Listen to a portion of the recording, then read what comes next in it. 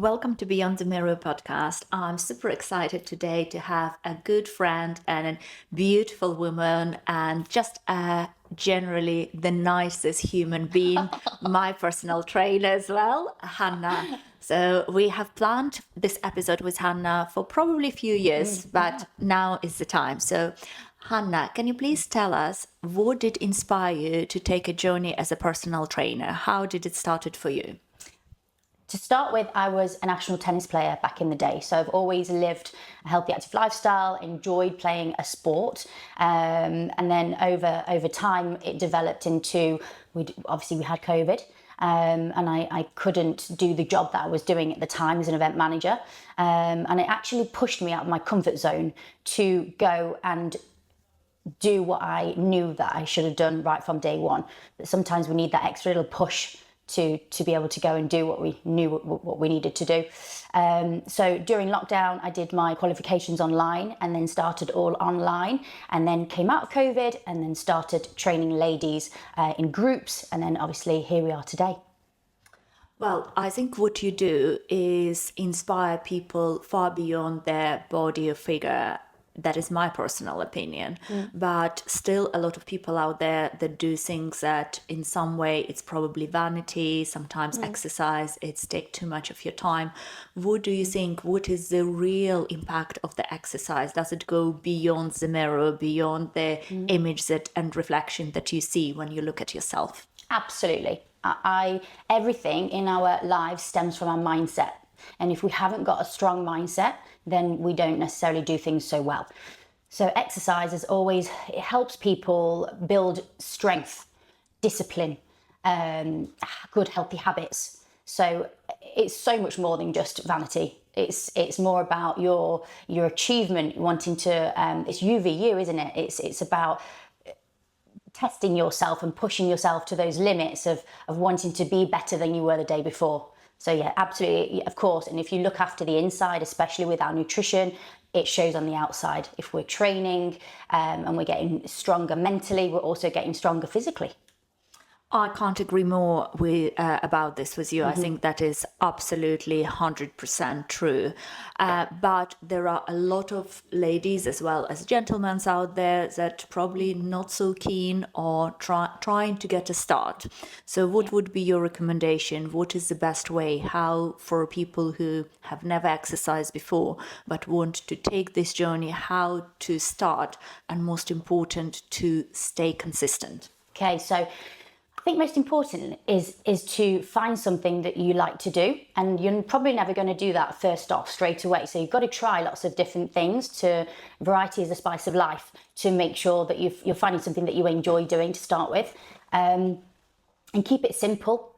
People go straight in at the deep end, lifting too much weight or wanting to be, rapid, really fast, or wanting to do things too intensely, or doing exercise every day. You just want to start small and build up and not put too much pressure on yourself. Enjoy the process, not the end result all the time, not the end goal. What would help them to achieve the result faster if they will implement things alongside with exercise? If there is any other changes, recommendation that you can give them that they can do themselves at home? Okay, so you've probably heard that saying, you can't out-train a bad diet. So many people have come to me over the years and said, I need to train with you, I want to lose weight. At the end of the day, you cannot out-train what you're eating. So a real focus has to be about our food. You are what you eat, and I will have that on my gravestone one day because it's so vital. 100% mindset, 80% nutrition, 20% exercise. So really focus on good whole foods, lots of protein, fiber, healthy fats, vitamins and minerals. Stay away from packets and eat what God gave us from the ground, on the trees, out the sea. That's my focus, I would say. That is a really good piece of advice. Thank you very much. Hannah, nutrition, I think it's probably the whole topics that we can do, not one, but many podcast episodes on, because it's such many varieties, such many opinions on different diets. But what is your personal approach and what advice do you give to your clients? Do you lean towards like structured, strict diet plans or more kind of flexible approach when it's come to dieting? I think my ethos on food is to eat everything and have an 80% balance of good, colourful foods, dense in nutrients, and 20% to allow for that, should we say, treats. I hate the terminology of bad foods, because there is no bad food. It's just you want to eat more of the colourful, high in nutrition foods, and 20% less of the beige food, should we say, the treats, the not so nutrient dense foods. So growing up, my mum cooked from scratch. We ate absolutely everything. We always had puddings, not every day, but more of a treat rather than a habit on a daily basis. Mum cooked from scratch, using foods that were in season at the time, lots of meat and vegetables. Going back to, the typical Sunday dinner, like meat and 2 veg is a good, nutritious meal. Nowadays, we go for everything fast and quick, processed, anything that you buy that's ready-made already. Obviously, we've got lots of hidden ingredients in there, preservatives, additives. And at the end of the day, that is going into your body, and that's okay, again, 20% of the time, but are you questioning yourself, are you eating those sorts of foods 80%, 90% of the time? Because you are what you eat, and you will age quicker, you will feel, low on energy, you will be bloated and all these things, these side effects, that is probably because you haven't got a clean diet and you're not cooking from scratch. But my ethos when I'm helping someone is to not have such a strict diet, because as soon as you put as soon as you say you can't eat this, you want to eat it. So allowing yourself a treat of anything that you want, and sticking to more of a varied diet, more of a relaxed diet, should we say, and having good key principles of making sure that your plate has 40% good, healthy, colourful carbohydrates, 30% healthy proteins, and 30% essential fats. That's the way to go for sure. I often hear these days from people, oh, I don't have time for cooking. And I think we living at the time where there is too many of things, which is, I think, too convenient, too comfortable. And I think that is what push you to not evolve, but I would say almost like, I don't know what's the right word for that, but step backwards, where we are actually becoming too lazy towards our eating habits. I grew up personally on the farm in Ukraine, and literally I haven't had anything processed. And by anything, I mean that was 100%. Everything was growing in the garden, came from the tree, ground, or river, or it was animal-based products. And I probably would put, maybe in some way it's played a role in my future life, my health, my hormones. Your children's health as well. My children's health, I think that goes for a generation. But today, I think it's very unrealistic to have this expectation. As much as we trying to do the best. I cook from scratch, but I buy food mixture between supermarket and market food. One day, maybe I will start growing my own food when I retire, absolutely, and have all the time for this. But at the moment, what is your opinion? What are your thoughts about supermarket or market food, farmers market start to grow in your oven? Do you do anything like this yourself? Again, I think it's all about that balance, isn't it? Of we're also busy women, but balancing life and juggling, lots of balls up in the air. But it's, if you can go to a farmer's market, go to a greengrocer's, go to a butcher's, instead of buying from the monopoly of supermarkets, you're going to get better quality food. Sometimes, yes, it's going to be a little bit more expensive, but the reason for that being is that it's probably locally grown. It's going to have less pesticides. It's going to have more nutrients because it's come straight from the ground and been picked from the ground, and it's ready for there for you to buy, rather than it being traveling. Look, this is an example. We had a Sunday dinner yesterday, and my dad bought Brussels, and I said to him, they were quite tasteless, and he said, I'll check. They're from Kenya. I said, okay, so those Brussels have come all the way over from Kenya. They're not obviously in season. It's taken however many days for them to be transported. They've sat then in the supermarket. They're then sat in our fridge, and now we're cooking them. So no wonder they probably aren't very tasteful, but they're less in nutrients as well compared to something that's locally grown.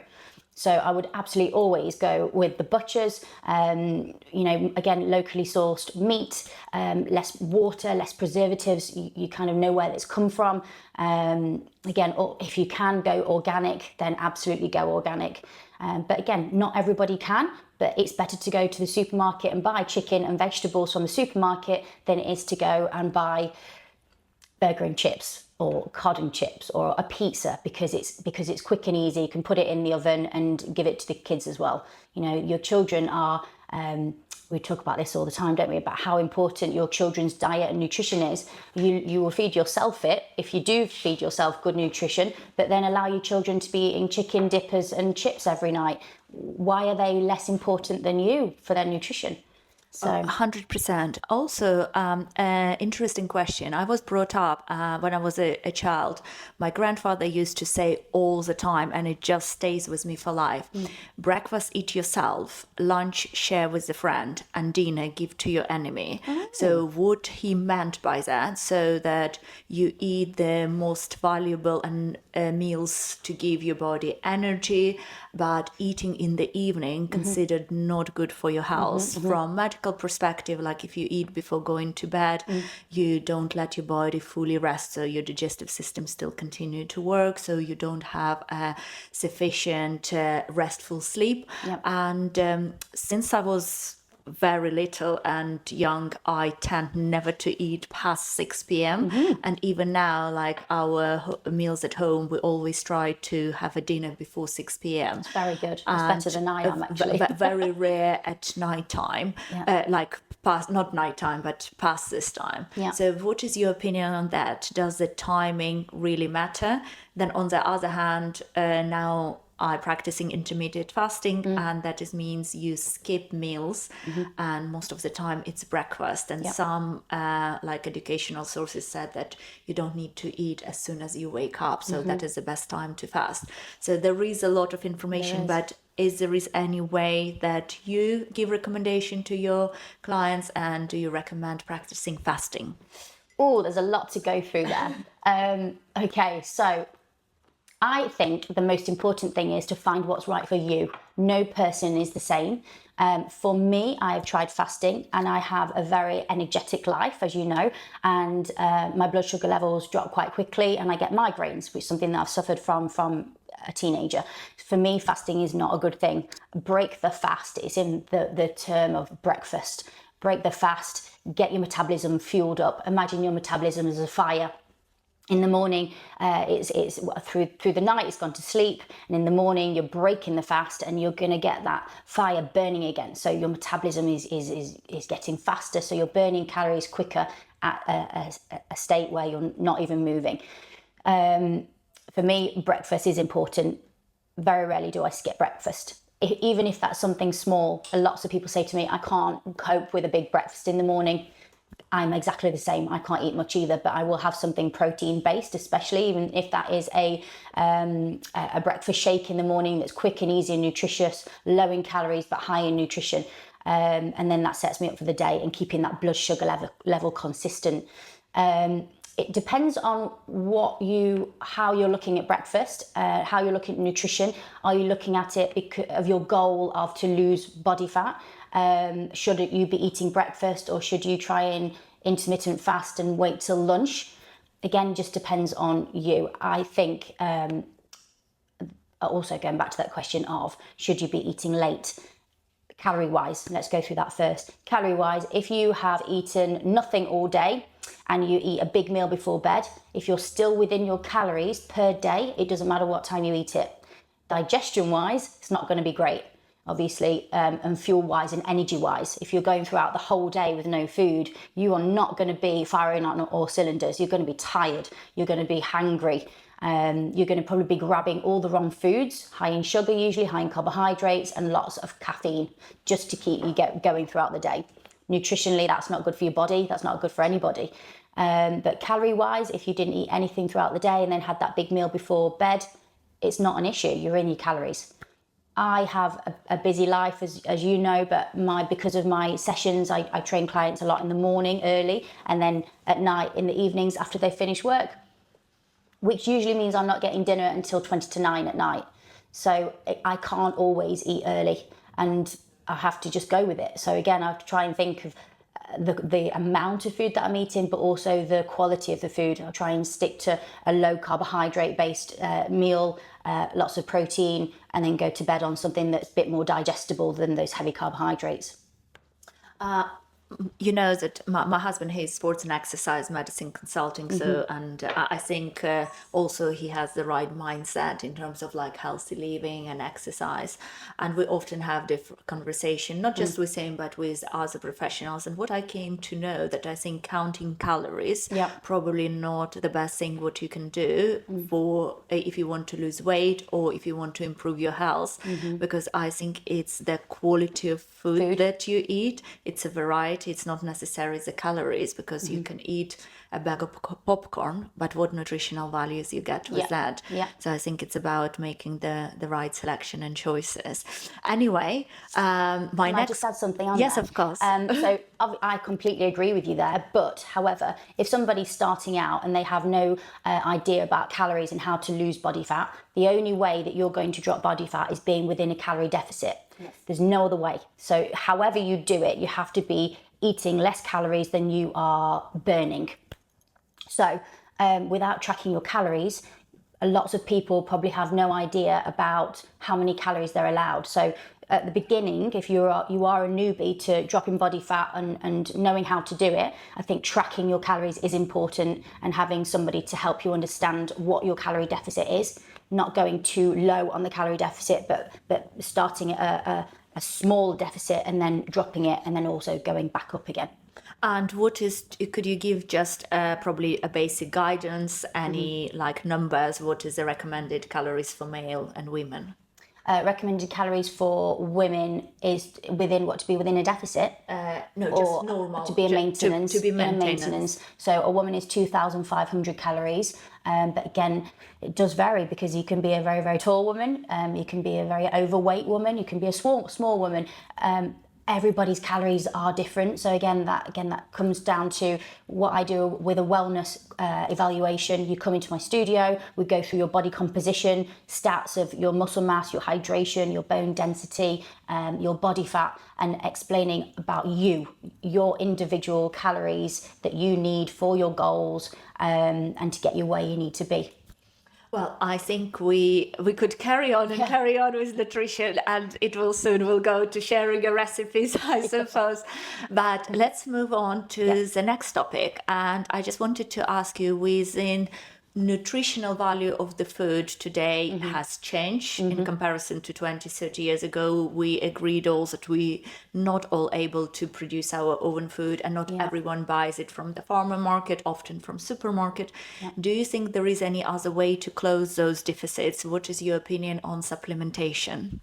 Absolutely. So number one, our soil content has decreased massively over the years with the nutrients in the soil. So the food grown in our soil is not nutritionally dense. A banana or carrots have not got the nutritional quality as it was 10 years ago.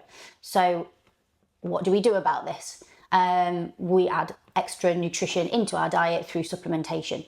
A lot of people are very scared about supplements. I'm not sure, I shouldn't be taking that magic pill, but you're quite happy to eat fish and chips absolutely full of triglyceride fats. You have no idea what's in that pizza that you've just absolutely gobbled up, but you don't want to try a supplement. That it does make me giggle a little bit. So yes, I think supplementation is important to fill those nutritional gaps you're not getting from your whole foods. So as a personal trainer and from the physical activity point of view, what would you say maybe one or two the most important supplements that you would recommend to people to take? A buzzword right now is creatine. And I have been taking creatine now not all that long, actually. I do try and eat as clean as possible. And I would also say that no supplement is going to be the magic potion on its own. You have to eat good food, drink lots of water, exercise, strength train to get the best out of living a healthy, active lifestyle. However, creatine has massively helped me get stronger. And weights that I'm lifting now, I wouldn't have been able to have lifted a month ago. So that's definitely helped me. However, even if you're not into training and exercise, creatine has many benefits for females, especially with lifting our mood. I actually read an article recently about why the doctors are prescribing antidepressants to women, especially of a certain age, menopause, perimenopausal, and they're not prescribing creatine because creatine has very, very similar qualities to an antidepressant. So it's a natural supplement that's going to uplift our mood and also help us strengthen our bones and muscles and everything else along the way. You know what also I think what doctors should recommend to every menopausal woman, go to a gym. Oh, absolutely. Every client that I have, we do some boxing, as you know, and women love boxing because I say this is therapy. Like, they just love hitting something.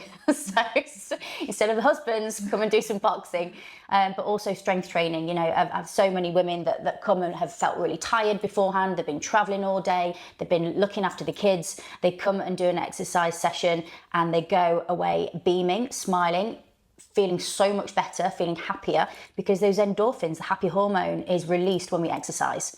So yeah, if you're feeling grumpy, I know you don't want to go and do it, but make yourself at least go out for a walk in the fresh air and get some sunlight as well. That also helps.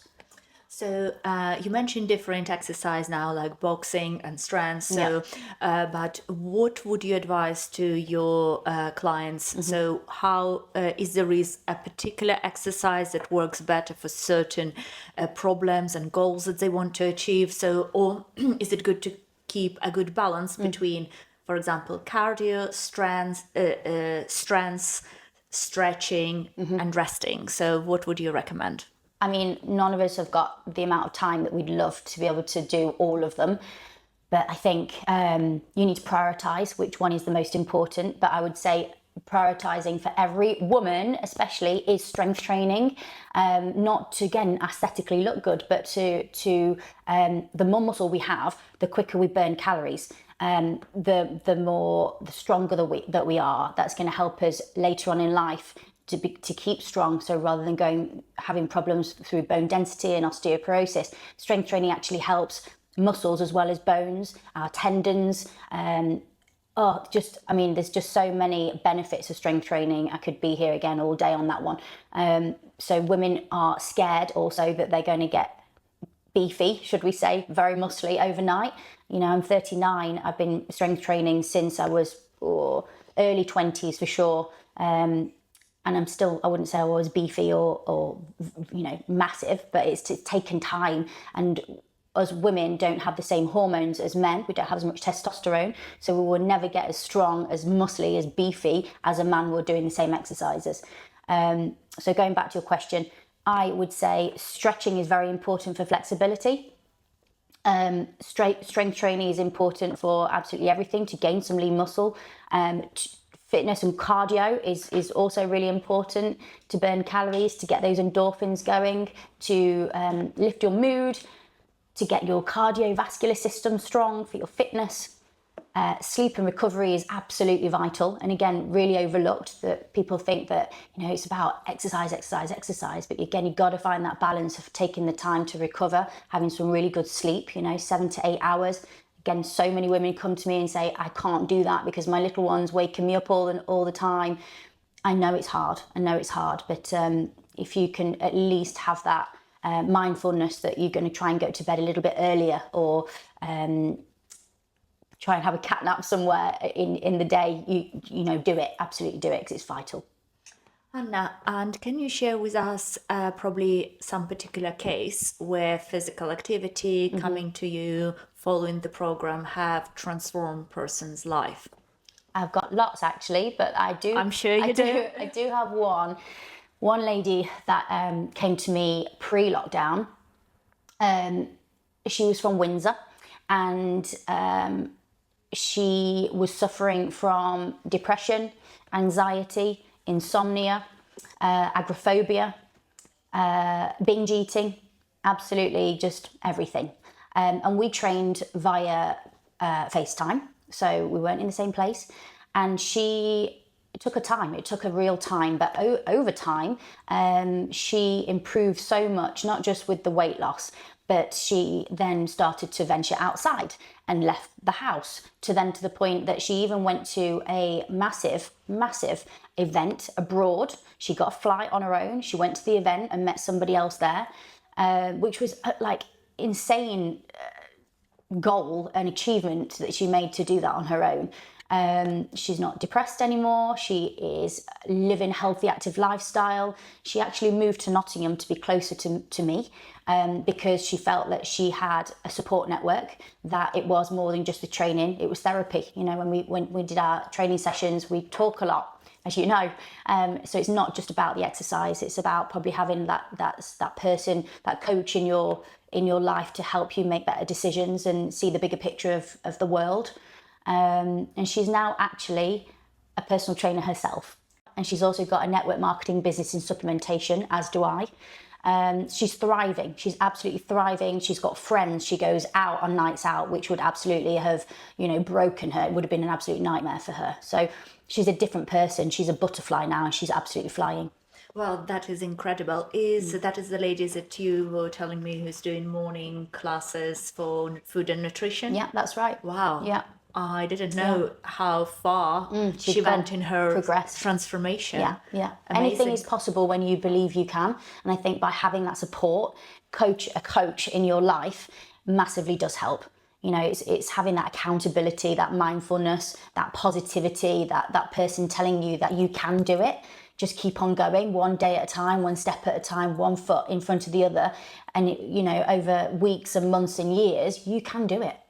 I also have another question. We're always trying to be kind and polite to other people and to lift them up, of course. Yeah.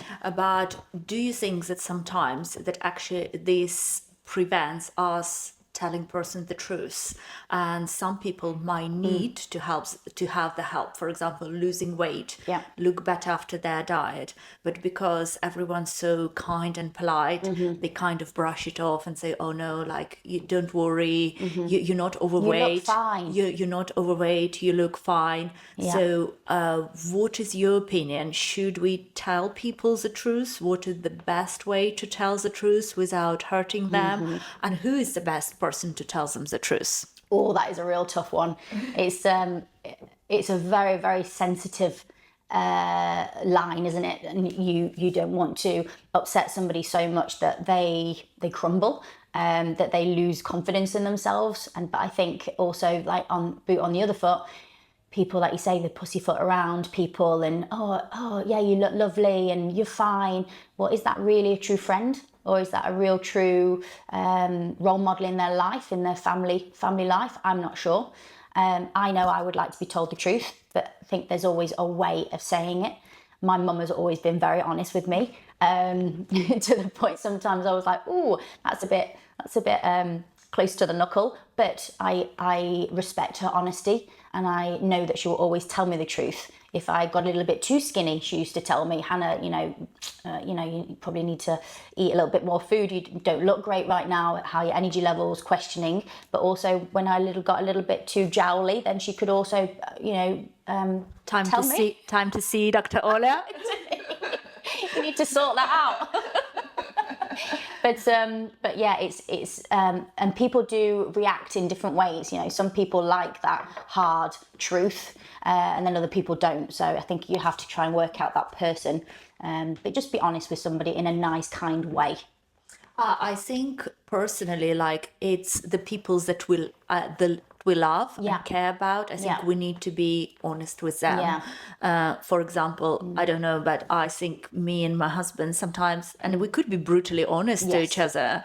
And I think that is a good thing. I like brutally honest. I don't take offense when he would look at me if I want to, like, eat a chocolate. Not that I need to lose weight, not at all, but I think it's just, if we decided that, okay, we're doing a clean eating for 2 weeks and one of us want to kind of Break in, it's good to have another person to check you out at this point, so that, you know, support each other rather than, oh, it's okay, let's just not do it at all. And then I think it's just so easy to go down the hill. It is. I actually have nutritional support groups in an app called Telegram. And in there's me as the coach and 8 ladies in there. And we use that as a food diary. So I always go on that 80% good nutrition, 20% not so ratio. And so in the 10 days that we go to build good, healthy habits, I always say this is not a diet. So enjoy your treats, because as soon as you start, like I said, talking about you can't have something, you want it more. And you can't live your life like that. We are all human. We need treats. They make us happy. They keep us sane. So if somebody is starting to add a few extra treats in there and it's going a few too many, I'm like, this is not the 80-20 ratio anymore, guys. Like, this has become a habit of yours, not a treat. So I will pull them up on it. And they're like, no, Han, you know, you're right. You know, I'll pull it back in again. And I'll say, it's not just about knowing what's good for you and what's not. It's how you feel. Do you feel a little bit more bloated? Do you feel a little bit more sluggish? Do you feel a little bit more tired? Do you feel a little bit more like you've got water retention around your stomach? The answer is yes. Okay, so let's go back again. Let's reset, refresh, and go again. And they're like, oh, I feel so much better for it. Thanks. And sometimes you need this someone to tell you at this point in time that actually, no, just stop. That's it. You don't need it. Yeah, because you can't sometimes keep yourself accountable. You think, oh, nobody's looking. Nobody's looking. I can have another cheeky little bag of crisps or whatever, and nobody's seen me, but you're only cheating yourself at the end of the day. But sometimes you need that extra person on the outside just to give you that check. Definitely works. So Hannah, coming to the end of this wonderful and insightful conversation, because I would say fitness is absolutely my passion. You know, if I wouldn't be, I think, dentist and aesthetic physician, I think I would be a personal trainer. I actually think, Ola, you are more passionate about it than I am. And we would do it together with you. But if someone's listening and the person feel discouraged, fitness not their thing, or they might just stuck in their routine and think, I'll start it, but it's tomorrow, next month, next week, never happen. Yep. So what one piece of advice would you give to them? I just want to remind you that you're not on your own. We all feel like that at times. Just get out the door. Get out the door is the hardest part. And then from there on, it gets easier actually doing the exercise. You don't mind that so much. And then afterwards, you feel elated. You feel so good for achieving something and feeling good in yourself. So just remember that it's never too late, never ever. I've got clients in their 70s and they are thriving in their life. And just start again, reset, refresh, go again. As I mentioned earlier, it's never too late. Just find something that you enjoy doing, I think, is the most important thing, because nobody wants to do something consistently that they don't enjoy. Yeah, absolutely. And where people can find more information about you, how they can connect with you, maybe they want to book a personal training session with you, where they can do that. Probably the best thing to do is go to my Instagram, which is HW Fitness and Nutrition 24.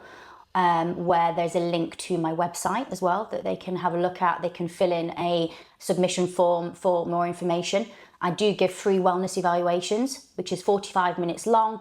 They can come into the studio and discuss their goals, what they want to achieve. We go through their body composition, their muscle mass, hydration, etc.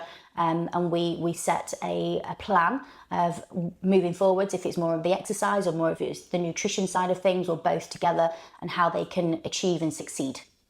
Well, thank you very much, Hannah. It has been a great pleasure to have you. And pleasure. I think you shared so much really valuable information. And I think the one message is never too late. And it's always the best time to start right now. Let's get it.